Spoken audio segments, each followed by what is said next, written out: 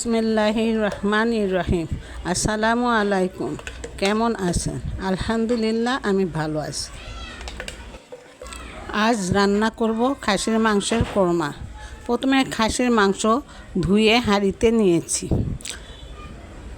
একে একে সব মশলা দিয়ে দিচ্ছি। পেঁয়াজ বাটা 2 কাপ, আদা বাটা প্রায় 1 কাপ, লবণ পরিমাণ মতো, ধনিয়া গুঁড়ো 1/2 কাপ হবে। দই দিয়ে দিচ্ছি 3 কাপের মতো।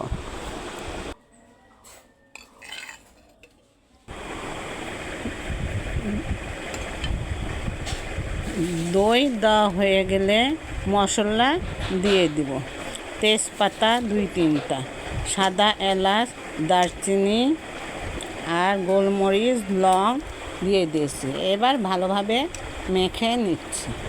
ভিডিওটি সম্পূর্ণ দেখার পর যদি ভালো লেগে থাকে ফেসবুক থেকে লাইক, কমেন্ট, শেয়ার ও ফলো করে দিবেন। ঘি দিয়ে দিলাম।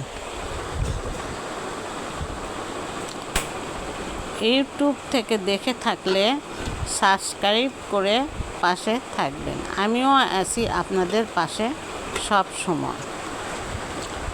নেড়ে দিচ্ছি যাতে তলায় লেগে না যায়।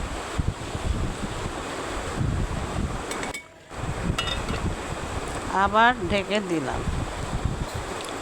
ঢাকনা খুলে দিয়েছি।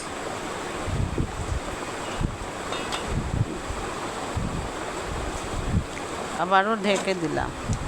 ঢাকনা খুলে নেড়ে দিচ্ছি যাতে তলানিতে লেগে না যায়।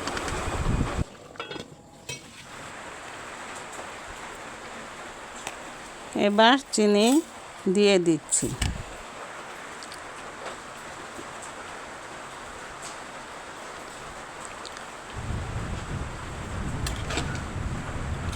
ভালোভাবে নেড়ে দিচ্ছি, চিনিগুলো মাংসের সাথে সুন্দরভাবে মিশে যায়। ঢেকে দিয়ে দিলাম। ঢাকনা খুলে আবারও নেড়ে দিচ্ছি।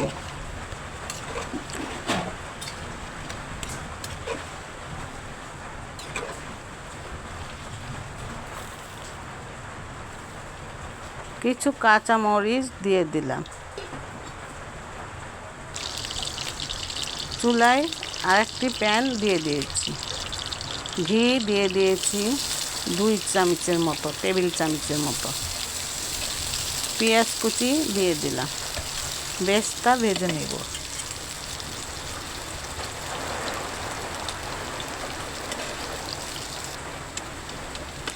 ভাজা হয়ে গিয়েছে। 1 মুঠো কিশমিশ দিয়ে ভেজে নিচ্ছি।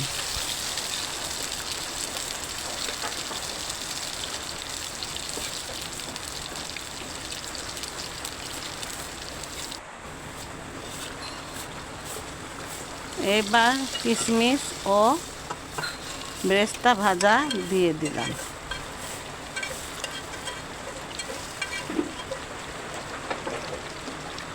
ভালোভাবে নেড়ে দিচ্ছি। খেতে দুর্দান্ত স্বাদ হয়েছিল। আবারও নতুন একটি রেসিপি নিয়ে আসবো। সবাই ভালো থাকবেন। আল্লাহ হাফেজ।